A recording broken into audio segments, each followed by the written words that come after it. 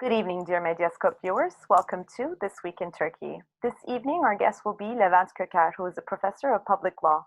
We'll be talking about the state of the law in Turkey in light of the defense march launched by the bar associations this week. But first, let's take a look at the coronavirus-related developments of the week.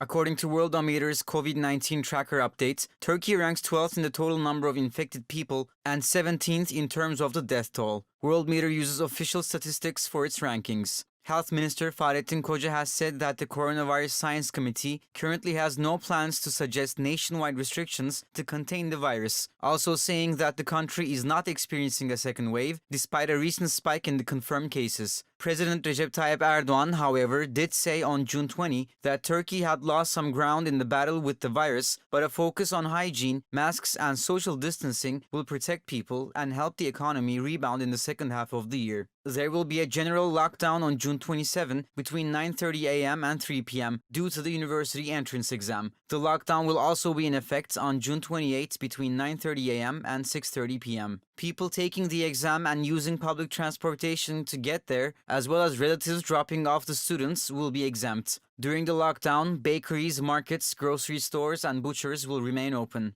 The head of the Directorate of Religious Affairs, Ali Erbaş, has announced the resumption of 5-time congregational prayers at mosques across the country starting on June 24. Turkey had banned the congregations in March to contain the spread of the infections. However, at the end of May, authorities permitted Friday noon and afternoon prayers to be performed in the mosques with congregation. The resumption of communal worship was regulated by certain guidelines to minimize infection risks. Turkey is set to open COVID-19 test centers and airports, Minister of Culture and Tourism Mehmet Nuri Ersoy has announced. Centers will be opened in busy airports on July 1 and others by July 15. Turkey's bar heads launched a defense march on June 19th against the increasing pressure coming from the AKP. Baro başkanları 27 saatlik bekleyişlerinin ardından yürüyüşlerini gerçekleştirebildiler. Yaklaşık 500 metrelik yürüyüşün ardından avukatlar araçlara binerek Anıtkabir'i ziyaret etti.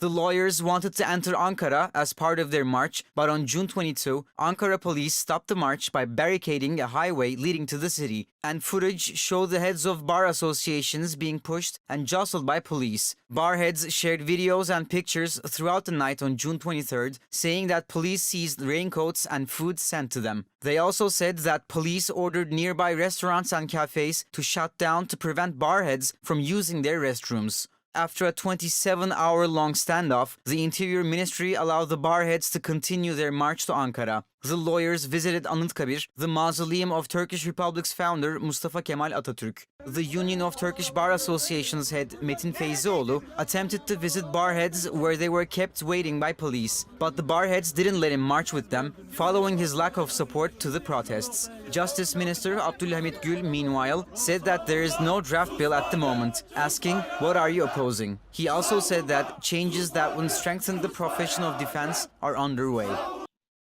6 journalists who were arrested in March for covering the death of an intelligence officer killed in Libya appeared in court on June 24th. After the journalists presented their defenses, the court released 3 journalists from jail on condition of judicial control while ordering the continued arrest of 3 others. The court ordered the release of Oda TV's news manager Barış Terkoğlu and Yeni Yaşam newspaper's editor-in-chief Mehmet Ferhat Çelik and managing editor Aydın Keser as they stand trial for their reports on the funeral of a National Intelligence Organization member who was killed in Libya. The court ruled for the continued arrest of Oda TV's editor-in-chief Barış Pehlivan and reporter Hülya Kılınç and Yeni Çağ newspaper's columnist Murat Ağırel. The next hearing will be held on September 9. A total of 8 people are indicted in the case, 6 of whom have been in jail since early March, pending the trial. The defendants are accused of revealing information related to state security, which carries a sentence of up to 10 years. The charges against the journalist focus on articles and social media posts published shortly after President Erdogan said in February that Turkey had several martyrs in Libya. The other people indicted in the case are Birgin columnist Erk Acarer, who is now living in exile in Germany, and an employee of the CHP-held municipality of the district of Akhisar in the Manisa province, where the funeral of the MIT officer took place. On June 19th, the Constitutional Court ruled that the rights of HDP's former co-chair Selahattin Demirtas have been violated. According to the court ruling, Demirtas, who has been imprisoned since November 4, 2016, rights have been violated, as the politician's lengthy imprisonment breaches the constitution as it exceeds the reasonable duration. The court also ordered the state to pay 50,000 Turkish liras in compensation to Demirtas. However, Demirtas has not been released due to another ongoing case. His lawyers submitted a request for his release. The application of the lawyers noted that Demirtas was arrested as part of an investigation where he was not a suspect and within the scope of a file where he was already standing trial at the Ankara 19th Heavy Penal Court. Accordingly, the lawyers have requested an end to his arrest that is violating his right to personal liberty and security by taking the related constitutional court ruling in consideration. A court of appeals has upheld the 9-year prison sentence of Istanbul provincial chair of the Republican People's Party, Canan Kaftancıoğlu. Kaftancıoğlu's social media posts from previous years came under scrutiny after she was elected the CHP's Istanbul head in January 2018. Kaftancıoğlu stood trial over her tweets from 7 years ago on multiple charges, including publicly degrading the state of Republic of Turkey, insulting a public official because of his or her duty, insulting the president, inciting people to animosity and hatred, and propagandizing for a terrorist organization. The Istanbul 37th Heavy Penal Court has sentenced her to 9 years, 8 months and 20 days in prison for those charges. The Istanbul Regional Court of Justice, the Court of Appeals, upheld the sentence on June 23rd. The verdict came on the first anniversary of the CHP's win in the repeat election for Istanbul mayor. Kaftancıoğlu has been credited as the person behind Istanbul Mayor Ekrem İmamoğlu's election success. The CHP's victory ended the 25-year rule of the AKP and its predecessor Welfare Party in Istanbul. Kaftancıoğlu will not immediately go to jail as she has one more appeal left, this time in the higher court of cassation. This evening, our guest is Levent Köker. Levent Köker is a professor of public law. Good evening, Professor Köker. Thank you so much for joining us this evening. Good evening. Thank you for having me. So this week, some 60 bar heads launched a defense march against the increasing pressure coming from the AKP. The police in Ankara stopped the march by barricading a highway leading to the city, and footage showed the heads of bar associations being pushed and jostled by the police. For our viewers who are foreign observers to Turkey, could you explain to us what exactly the bar associations were protesting, and why was it important to carry out such a protest at this time, given that there is a pandemic and all? Well, given there is a pandemic, I know it is not very easy to justify public appearances or public gatherings, demonstrations of this type, but we saw the instances of protesting like what happened in the United States, George Floyd's kind of murder, I would say, has been protested by the masses, not in the United States, but also in parts of Europe as well. So if there's a crucial public matter, it is quite justifiable to publicly demonstrate your concerns. But on top of that, in the Turkish case, the parliament is not working properly, as it has to work in a proper democratic system. So after this transition to what we call the presidency system, or what I would call a Turkish kind of super presidentialism, we see that parliament is not a place where politically concerned groups can voice their oppositional views. So public demonstrations of this kind are very crucial in terms of keeping the public opinion alive in matters concerning Turkish polity. And one issue, of course, is judicial independence, and judicial independence or independence of the judiciary, which is very crucial for a working rule of law democracy. a crucial and inseparable part of this rule of law system with an independent judiciary is, of course, the jobs lawyers are performing in courts, not only defense lawyers, but in other branches of law as well. So the government, the AKP government, had from time to time certain issues with Turkish professional unions, like Turkish Union of Turkish Medicine Associations, if I may mention that. Also Turkish bar associations.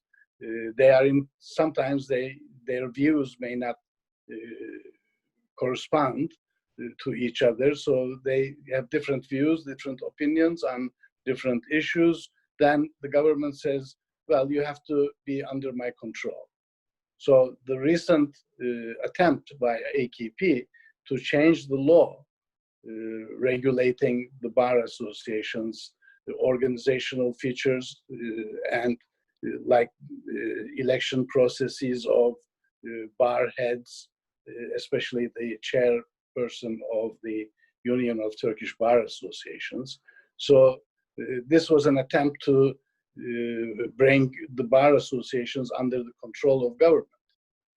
We are in a climate in Turkey that an impression, but this is more than an impression on my part, but by way of impression, it is quite easy to state that judicial independence in Turkey is virtually destroyed with this new system. So the only independent part of the judicial system we now have is the bar associations. And now they are in fear, actually, if this is the right term, they are in fear that if bar associations lose their independence vis-a-vis the government, then a total submission of the whole of the legal procedures, legal processes, of the whole of judicial apparatus will be under the control of the executive, which also controls the parliament through its majority. So this march called Defense March, or in my translation it would be Defense is Marching. And that march will be unstoppable until Turkey fully restores a rule of law system. And this was important. Police brutality is something I sincerely and severely condemn because it was a violation of Turkish law, not only the Turkish statute law, but also Turkish constitution. There had been multiple instances of these violations of freedom of public gathering, demonstration, etc. in the past. And there's a whole list of a kind of a catalog of the European Human Court decisions which binds Turkish authorities. So Turkish police under the control of or under the direction of Ministry of Interior are fully aware of these decisions of the European Court of Human Rights in Strasbourg, which is the main judicial organ of the Council of Europe. Turkey has been a member since 1949, and the decisions are binding the Turkish authorities by all means, like the Constitutional Court decisions in Turkey. So based on this knowledge, what they had done to the marching lawyers in that day was totally unacceptable. And they also, I mean, the General Directorate of Security Forces made an initial explanation saying that they didn't have permission from the governor, but permission is not required. If you are peacefully walking, making a peaceful demonstration, you don't require a prior permission from authorities. The only duty of the authorities, the police especially, is to create conditions in which the performance of this public demonstration will safely conduct their ways of protesting. So safety, providing safety, security for the demonstrators turned into something else, attacking the security and safety of the demonstrators by the state security forces. This is an incident which again undermines the Turkish constitution and I'm sorry to say, but Turkish state totally.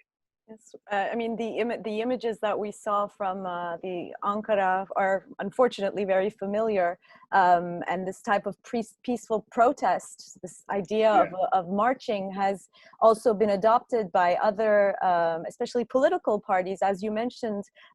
Since the parliament doesn't function anymore, alternatives are being searched for in order to voice discontent. I mean, just recently, last week, we had the HDP's March for Democracy, and a couple of years ago, again, the CHP conducted their Justice March as well. So these are all, I guess, Exactly.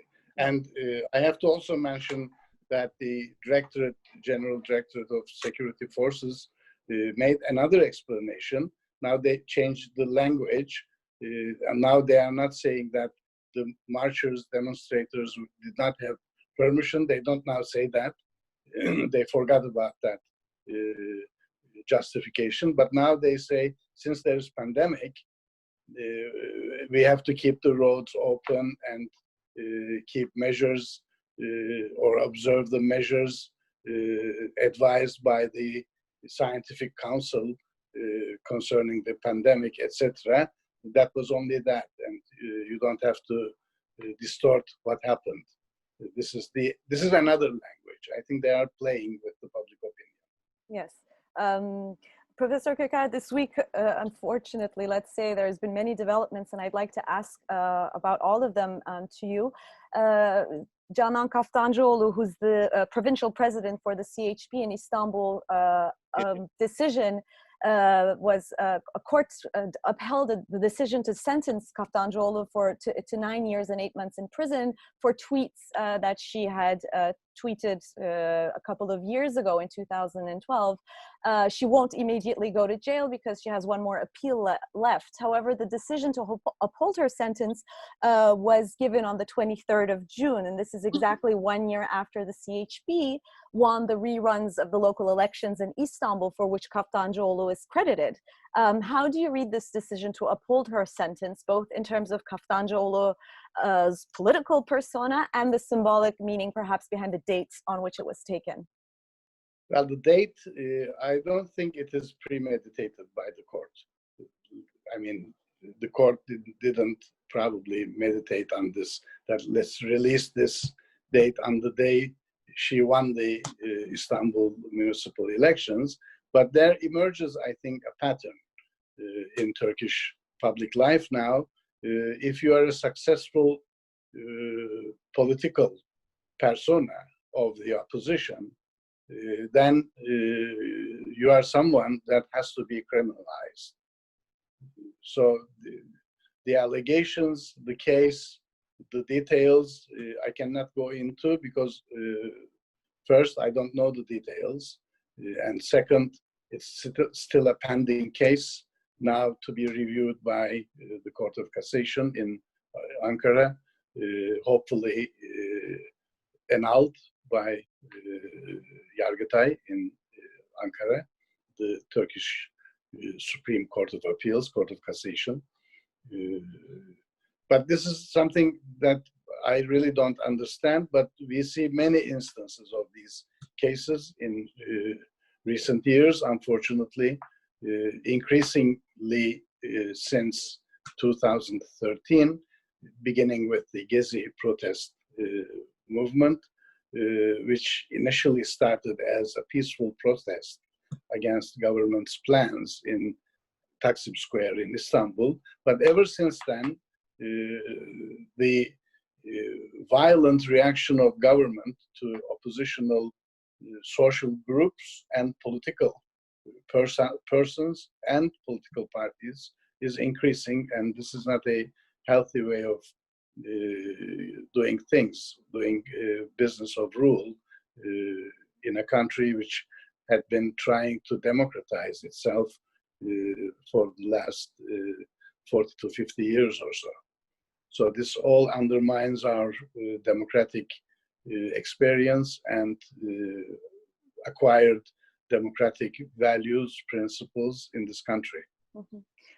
Just to add to what you mentioned, the pattern of popular political figures being criminalized, again, a decision that was taken this week by Turkey's Constitutional Court, ruling that the former HDP co-chair Selahattin Demirtaş's lengthy imprisonment breached, and exceeded the reasonable duration, which in order, but nonetheless, he too is not going to be able to, leave prison. He's still going to be held as a political hostage, in accordance to what you said earlier. Exactly what I had in mind. I mean, the Demirtaş case was the case I had in mind when I was talking about the pattern. But not only him, there are lawyers in jail without any legal basis. There are journalists in jail without any legal basis. The government says their title might be journalist, but they are not doing journalism. That's another way of putting it. But what journalism is and is not something that is going to be decided upon by the government. So if journalists are doing journalism and saying that they are doing journalism, then that is journalism. So journalism cannot be criminalized. Likewise, opposition cannot be criminalized if you are claiming to be a democratic country, respect for rule of law, etc. They are integral features of a working democracy. In Demirtaş's case, it is quite interesting and worth mentioning with a few statements. The Constitutional Court decision gives the public an impression that there is still a constitutional court and it is working. This is one side of the issue, but this decision, as far as I know, I'm not familiar with the full details of the complexity of the Demirtaş case, but the Constitutional Court's decision relates to a case which had been earlier decided upon by the European Court of Human Rights already. So it is something that has no practical effect on Demirtaş's release or being detained. This is one aspect of the thing. So the Constitutional Court decided, okay, the decision is good, but Demirtaş is still in jail because Demirtaş has been accused or he became the suspect by the government or by the judicial of the government, the executive especially. We can see this clearly in Demirtaş case because I think I can't tell you the exact dates now, but on the eve of a European Court decision, which would be on behalf of Demirtaş, Turkish judicial authorities opened a new file or made Demirtaş suspect of another file. He wasn't a suspect even of that file. That file was already open, but they put Demirtaş into that file and arrested him on the basis of that file. So European Court decision or Constitutional Court decision, they have no meaning regarding the release of Demirtaş. He also has a sentence, more than 4 years, but he has been in prison for many years now. And as far as I know from the press, from what I have read, the proceedings of the European Court case, etc., there is no legal ground for keeping Demirtas in jail. So this is another saddening case for our concerns regarding Turkish state of law in Turkey. Professor Köker, you also mentioned, I mean, the journalists, and just in order to tie back to lawyers, I mean, in terms, as you know, journalism as a practice, very much like the one exercised by lawyers, serve as a checks and balance on the power of the government. You know, they both groups, professional groups, hold the government accountable for their actions and their breaches and so forth. So, and we've been constantly seeing an attack towards them, you know, preventing these institutions from doing their works. So, how far do you think the AKP or the ruling party will go in order to, you know, stretch the limits of legitimacy and in the face of the law? Well, we have now in a position in Turkey, we are now in a position in Turkey where we are going to change the course of things and return our faces to democratization again, or authoritarian tendencies will gain prominence after prominence will become increasingly more visible, and Turkey become a fully authoritarian state. Both ways are possible, but what seems quite likely now is a kind of stalemate, maybe, because the government needs a democratic facade. The government needs, for instance, elections for legitimacy.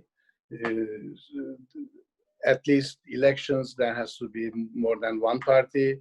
So the government needs to keep multiple parties present, etc. So this means that there has to be at least a show that some kind of a system is still working, but there are authoritarian elements in it. So this is now the kind of mixed picture of Turkey. Some political scientists call this competitive authoritarianism, as opposed to, like, Turkey is not like Russia. It is called electoral hegemonic authoritarian system, which is not democracy, but not even close to democracy. Turkey is not like that yet, but Turkey is authoritarian, but competitive, but competition is not democratic, etc. But maybe we should think another concept, because it is authoritarian, but this authoritarianism, it may be competitive on facade, but prima facie it might be competitive. But the danger is that the competitive part of this authoritarian system gives the impression that there is still a democratic component or remnants of a past democracy still working in some parts of the governmental structure. So this enables individuals, groups, parties to think that we can struggle with this kind of regime through legal means, as if there's a legal system working. So this helps the system maintain itself. So remember, I mentioned two directions Turkey can take, either towards democratization, a return to democracy again, or to more authoritarianism, or stay as is. So this stay as is option seems to be more plausible in current circumstances. So it can easily sustain itself by referring to some still working rule of law or plurality parts of the system is there. There are courts, they are making decisions. The decisions we don't like are prominent members, are regarding the prominent members of the opposition. But as far as the other parts of the legal system are concerned, the routine is sustaining itself. So I think this is going to, this is the most significant danger in Turkish political life, because if this is the case, then we are not able to act to return the country's direction to a more democratic system. Mm-hmm. Yes, the semblance of a democracy defeats the point of arguing that it's no longer a democracy, indeed, because, yes, as you said, everything seems to be working according yes, to the way it's supposed to work, yes. Professor Köker, thank you so much for joining us this evening. My pleasure. Thank you for having me. Thank you. Zeljko Obradović has left his job as head coach of the Fenerbahçe Beko basketball team to take a one-year break from his career.